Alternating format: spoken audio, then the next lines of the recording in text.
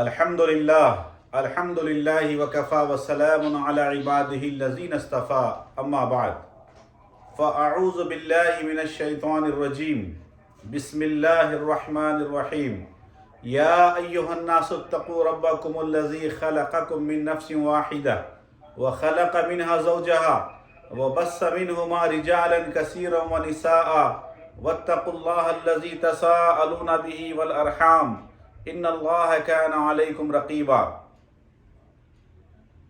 صدق اللہ العلی العظیم ان اللہ وملائکتہ یصلون علی النبی یا ایہا الذین آمنوا صلوا علیہ وسلموا تسلیما اللہم صلی علی سیدنا ومولانا محمد معدن الجود والکرم منبع العلم والحلم والحکم وآلہ واصحابہ وبارک وسلم صلاۃ و سلام علیک یا رسول اللہ وعلی آلک و اصحابک یا نور اللہ صلی اللہ تعالی علیہ وسلم۔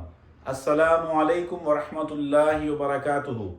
آج میں سورہ نساء کی چند آیات مبارکہ پڑھنے اور ان کا ترجمہ پیش کرنے کی سعادت حاصل کروں گا۔ سورہ نساء مدینہ طیبہ میں نازل ہوئی، اس لیے اس سورہ کو مدنی کہا جاتا ہے۔ اس سورت میں 176 آیتیں ہیں، 24 رکوع ہیں اور 3045 الفاظ ہیں۔ حروف غالباً 16030 ہیں۔ اس صورت میں انسان کی معاشرتی زندگی کے احکامات نازل ہوئے۔ معاشرہ گھر سے بنتا ہے۔ قرآن عظیم میں فرمایا گیا، سورہ نساء آیت نمبر 19 میں ہے، وعاشروہن بالمعروف، تم اپنی ازواج کے ساتھ بھلائی کے ساتھ زندگی گزارو۔ زندگی گزارنے کا نام معاشرہ ہے، اس کو فیملی لائف کے نام سے جانتے ہیں۔ جب یہی معاشرہ پھیلتا ہے تو قبیلہ بن جاتا ہے، پھر قوم بن جاتا ہے، پھر ملک کے دائرے میں پھیل جاتا ہے۔ اس صورت میں معاشرہ یعنی سوسائٹی کے احکامات بیان کیے گئے ہیں، اس لیے کہ جب انسان اجتماعی زندگی گزارتا ہے، تنہا نہیں بلکہ معاشرے میں رہتا ہے، تو انسانوں کے کچھ حقوق ہوتے ہیں۔ کچھ حقوق اپنی فیملی کے ہوتے ہیں، کچھ حقوق پڑوسیوں کے ہوتے ہیں، کچھ حقوق ملک کے ہوتے ہیں یا معاشرے کے دوسرے افراد کے ہوتے ہیں۔ چونکہ اسلام ایک منظم نظام زندگی کی حیثیت سے مدینہ پاک میں ابھر رہا تھا، اس لیے اللہ تعالیٰ نے ان احکام کو مدینہ طیبہ میں نازل فرمایا جن کا تعلق انسانی معاشرے سے ہے۔ اس صورت میں اس بات کی وضاحت کی گئی ہے کہ ایک انسان کی گھریلو زندگی کیسی ہونی چاہیے۔ معاشرے کے بنیادی قوانین واضح کیے گئے ہیں۔ صنف نازک یعنی عورتیں جو تاریخ کے ہر دور میں انتہائی مظلوم رہی ہیں، انہیں کبھی کبھی مردوں کے برابر حق نہیں دیا گیا، انہیں بیچا گیا، ان کا سودا کیا گیا، ان کی آبرو ریزی پر فخر کیا گیا۔ وہ دور تاریک ترین دور تھا جو حضور سید عالم صلی اللہ تعالی علیہ وسلم کی تشریف آوری سے پہلے پوری دنیا میں تھا۔ یونان یہ بحث کر رہا تھا کہ عورت کے اندر روح ہوتی ہے یا نہیں، احساس ہوتا ہے یا نہیں، اس لیے کہ وہاں کی عورتیں اس قدر ظلم و جبر کی شکار تھیں کہ وہ اپنے احساسات کے اظہار کو بھول گئی تھیں۔ ہندوستان میں اگر شوہر مر جاتا تو زندہ بیوی کو اس کی چتا پہ جلا دیا جاتا تھا، اور عرب میں لڑکیوں کو زندہ دفن کر دیا جاتا تھا۔ عیسائیت یقیناً ایک آسمانی مذہب تھا، لیکن اس میں اتنی تبدیلی کر دی گئی کہ حضرت حوا رضی اللہ تعالی عنہا کو مجرم قرار دیا گیا، اور عورت کے بارے میں یہ آیت موجود ہے جو یقیناً گڑھی ہوئی ہے کہ جو عورت سے قریب ہوگا وہ ملکوت سماوات میں داخل نہیں ہو سکتا۔ اس مظلوم طبقے کو اوپر اٹھانے کے لیے اسلام نے اپنی دستوری کتاب قرآن پاک میں ایک سورت رکھی ہے جس کا نام سورۃ النساء ہے، جس میں عورتوں کے حقوق کا تذکرہ کیا گیا ہے، ان کے حقوق کی وضاحت کی گئی ہے، اور یہ کہا گیا ہے کہ وہ اپنے حقوق کے اعتبار سے مردوں کے برابر ہیں۔ سورہ بقرہ آیت نمبر 228 میں موجود ہے، وَلَهُنَّ مِثْلُ الَّذِي عَلَيْهِنَّ بِالْمَعْرُوفِ، مردوں کے حقوق عورتوں پر ویسے ہی ہیں جیسے عورتوں کے مردوں پر ہیں۔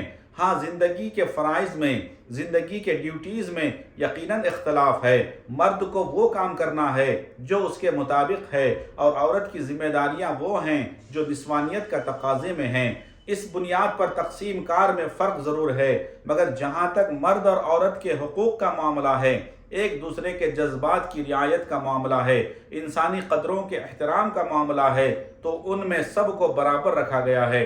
اس کے بعد یتیموں کے حق کے بارے میں زور دیا گیا، اس لیے کہ عربوں میں اسلام کی آمد سے پہلے یتیموں کی تعداد بہت زیادہ تھی، قبائل میں جنگیں ہوتی رہتی تھیں، اور جس قبیلے کے مرد مار دیے جاتے تھے ان کی عورتیں کنیز بنا لی جاتی تھیں، اور ان کے بچے بھی یتیم ہو جاتے تھے جن کا کوئی پرسان حال نہیں ہوتا تھا، وہ بھی غلام بنا لیے جاتے تھے۔ بعض جنگیں تو 100 سال تک چلتی رہی ہیں۔ ان حالات میں یتیموں کی تعداد بہت زیادہ تھی جن کا کوئی پرسان حال نہیں تھا۔ کبھی کبھی ایسا بھی ہوتا تھا کہ ایک یتیم جس کا باپ مر گیا ہے یا قتل کر دیا گیا ہے اور وہ چھوٹا ہے، تو اس کی دولت پر اس کے گھر والے، چچا یا دوسرے لوگ قابض ہو جاتے تھے، اور اس سے پہلے کہ وہ جوان ہو اس کی دولت کو ہڑپ کر لیا کرتے تھے۔ اس طرح جب وہ بڑا ہوتا تو اپنے پیروں پر کھڑا ہونے کے بجائے وہ دوسروں کا دست نگر ہوتا تھا۔ اس کے ساتھ ساتھ اللہ تبارک و تعالیٰ نے ازدواجی زندگی کے باب میں اس بات کی تلقین کی کہ اے لوگو، تم اپنے حقوق کے سلسلے میں اللہ سے ڈرو۔ ایک اور بات جو معاشرے میں بڑی اہم ہے وہ وراثت کی تقسیم ہے۔ اسلام سے پہلے وراثت کی تقسیم کا کوئی تصور نہیں تھا۔ باپ مر جاتا تو بڑا بیٹا اس کی جائیداد کا مالک ہو جاتا، اور بقیہ بیٹے اور بیٹیاں ان کی حیثیت غلاموں جیسی ہوتی تھیں۔ وہ بڑے بیٹے کے رحم و کرم پر ہوتے تھے، یہاں تک کہ بادشاہوں میں بھی تخت و تاج کا مالک بڑا بیٹا ہی ہوتا تھا، چاہے وہ ناکارہ ہی ہو۔ اسی طرح زمینداری کے ماحول میں زمیندار کا بیٹا، بڑا بیٹا ہی پوری زمین کا مالک ہوتا تھا، بقیہ دوسرے اس کے دست نگر ہوتے تھے۔ اسی طرح وراثت میں عورتوں کا کوئی حق نہیں تھا۔ آج بھی آپ دنیا کی متمدن قوموں کو دیکھیے تو ان کے یہاں بھی عورتوں کا وراثت میں کوئی حق نہیں ہے۔ یورپ میں اگر شوہر مر جائے تو سب کچھ بیوی کا ہوتا ہے، اس کی بیٹی، اس کے دوسرے اعزاء یا ان کا کوئی حق نہیں ہوتا۔ وراثت میں عورتوں کا کوئی حق نہیں ہوتا تھا، وہ ہمیشہ دوسروں کے دست نگر ہوا کرتی تھی۔ یہاں تک کہ ہندوستان میں بھی باپ کی جائیداد میں بیٹی کا کوئی حق نہیں تھا۔ اب انہوں نے کچھ تبدیلیاں کرنی شروع کی ہیں، اور شاید وہ اسلام کی طرف اس اعتبار سے آ جائیں کہ اسلام نے 1400 سال پہلے سے بیٹی کو حق دیا ہے۔ اس کی وجہ صرف یہ ہے کہ آج اگر شوہر مر جائے تو بیوی کہاں جائے گی؟ اگر اس کا حق نہیں ہے باپ کی جائیداد میں تو یقیناً اسے لوگوں کے ٹکڑوں پہ پلنا پڑے گا، یا دیو داسیاں بن کر کہیں بھی جا کر انہیں پناہ لینی پڑے گی، اپنی عزت نفس کا سودا کرنا پڑے گا۔ اسلام وہ تنہا مذہب ہے جس نے انسانی تاریخ یعنی ہیومن ہسٹری میں پہلی بار باپ کی جائیداد میں بیٹی کا حق رکھا ہے۔ اگر شوہر مر جاتا ہے یا طلاق دے دیتا ہے تو یقیناً باپ کی چھت اور بھائی کا گھر محفوظ ہے، اسے کہیں اور جانے کی ضرورت نہیں ہے۔ جس معاشرے میں ایسا نہیں ہے اس معاشرے میں طلاق کے بعد بھی اسے مجبور کیا جاتا ہے کہ جس کی بیوی کو اس نے طلاق دے دی ہے اس کا خرچ وہ طلاق کے بعد بھی برداشت کرے۔ یہ کتنی ذلت کی بات ہے کہ جس شوہر نے پیر کی جوتی بنا کر اپنی بیوی کو طلاق دے دی، اسی شوہر کے دروازے پر وہ اپنی زندگی کی بھیک مانگنے کے لیے مجبور کی جاتی ہے۔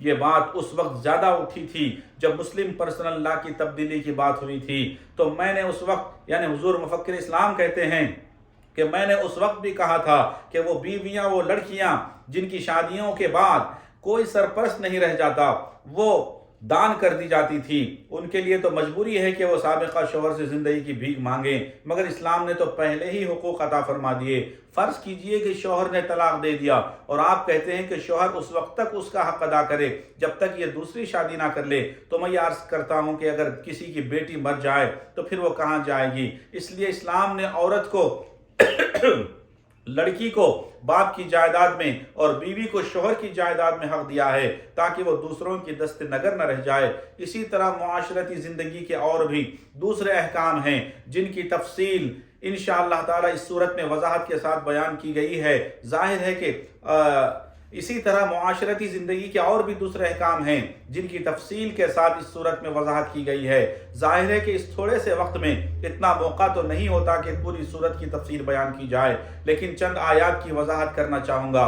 اس صورت میں حقوق زوجین یعنی میاں بیوی کے حقوق بھی متعین کر دیے گئے ہیں۔ بیوی کے حقوق کیا ہیں اور شوہر کے حقوق کیا ہیں، یتیم بچوں کی پرورش کس طرح ہونی چاہیے، اس کے لیے آقا دو جہاں سرور کائنات صلی اللہ علیہ وسلم نے کتنی تاکیدات فرمائی ہیں، احادیث میں اس کی تفصیلات آپ کو ملیں گی۔ میرے پیارے آقا صلی اللہ علیہ وسلم نے فرمایا، جیسا کہ صحیح بخاری کتاب الادب باب فضل من یعول یتیما حدیث نمبر 6005 پہ موجود ہے کہ پیارے آقا فرماتے ہیں، انا وکافل الیتیم فی الجنت ہاکذا، یعنی اپنی دونوں انگشت مبارک کو، شہادت کی انگلی کو اور اس کے بغل والی انگلی کو جوڑ کر آپ نے اشارہ کر کے بتایا کہ یتیم کی کفالت کرنے والا اور میں ان دو انگلیوں کی طرح جنت میں ایک دوسرے سے قریب ہوں گے۔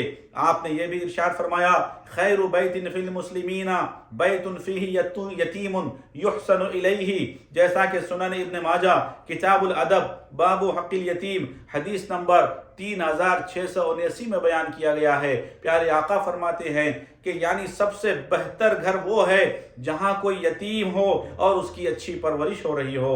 ان احادیث مبارکہ کی روشنی میں یتیم کے حقوق کو بھی بڑی حد تک محفوظ کر دیا گیا۔ اس کے بعد اطاعت رسول پر آیات مبارکہ موجود ہیں کہ اگر تم مسلمان ہو، ایمان رکھتے ہو، تو تمہاری سب سے بڑی ذمہ داری یہ ہے کہ تم سرور کائنات محمد رسول اللہ علیہ السلام کے حقوق کا مکمل خیال رکھو۔ تمہارے اوپر بہت سے حق ہیں، اللہ کا حق ہے، اللہ کے رسول کا حق یہ ہے کہ ان کی اطاعت کی جائے، ان کی اتباع کی جائے، ان کے احکام کا احترام کیا جائے۔ پھر حقوق العباد کی بھی وضاحت اس صورت طیبہ میں کی گئی ہے۔ بنیادی طور پر میرا مقصد یہ ہوتا ہے کہ چند آیات مبارکہ کی وضاحت پیش کر کے یہ شوق دلاؤں کہ لوگ پورے قرآن مجید کی تلاوت کرنے کا شرف حاصل کر سکیں۔ اللہ تعالیٰ ارشاد فرماتا ہے سورہ نساء آیت نمبر 1 میں ہے، یا ایھا الناس اتقوا ربکم الذی خلقکم من نفس واحدہ، اے لوگو اللہ سے ڈرو جس نے تم کو ایک جان سے پیدا کیا۔ یہاں خلقکم میں مرد بھی داخل ہیں اور عورتیں بھی داخل ہیں، یعنی اے انسانی معاشرے کے افراد، تم ایک دوسرے سے کمتر یا برتر نہیں ہو، تم سب کو ایک باپ اور ایک ماں سے پیدا کیا گیا ہے، جناب آدم اور حوا سے پیدا کیا گیا ہے۔ اس لیے اپنی پیدائش اور اپنی تخلیق کے اعتبار سے تم کو مساوی حقوق حاصل ہیں۔ کسی کو یہ حق حاصل نہیں کہ وہ کسی کو اپنے سے کمتر سمجھے یا پسماندہ سمجھے۔ اللہ فرماتا ہے کہ اپنے رب سے ڈرو جس نے تم کو ایک جان سے پیدا فرمایا اور اس سے اس کا جوڑا پیدا کیا، یعنی جناب حوا رضی اللہ تعالیٰ عنہ کو بنایا، اور پھر دونوں میاں بیوی کے ذریعے سے زمین پر کثیر تعداد میں لوگوں کو پھیلا دیا۔ اس سے ڈرو جس کے واسطے تم ایک دوسرے کے حقوق مانگتے ہو، اور قطع رحمی سے بچو، رشتوں کو توڑنے سے بچو۔ کوشش کرو کہ رشتے کبھی ٹوٹنے نہ پائیں۔ اللہ تعالیٰ بلا شبہ ہر وقت تم پر نگران ہے۔ تمہارا کوئی بھی عمل، تمہارا کوئی بھی طرز زندگی اللہ کی نگاہ قدرت سے پوشیدہ نہیں، جبکہ یہ مسلمہ مسئلہ ہے کہ یا تو اللہ تمہارے جرائم کی سزا دینا ہی دنیا ہی میں دے دے گا، اور نہیں تو کم از کم میدان محشر تو ہے جہاں تمہاری غلطیوں کی سزا ملے گی۔ اللہ تعالی ہم سب کو عمل کی توفیق عطا فرمائے۔ اللہ تعالی آج جو کچھ بھی تفسیر بیان ہوئی، آج 5ویں تفسیر ہوئی الحمدللہ، اللہ تعالی آج کی تفسیر کے بدولت اور تراویح کی بدولت آج 5ویں تراویح بھی مکمل ہوئی ہے۔ اللہ تعالی ہم سب کی مغفرت فرمائے، ہمیں عمل کی توفیق عطا فرمائے۔ آمین آمین یا رب العالمین، بجاہ النبی الامین، وصلی اللہ علی خیر خلقی ونور عرش محمد وعلی اصحابہ اجمعین، برحمتک یا ارحم الراحمین۔ السلام علیکم۔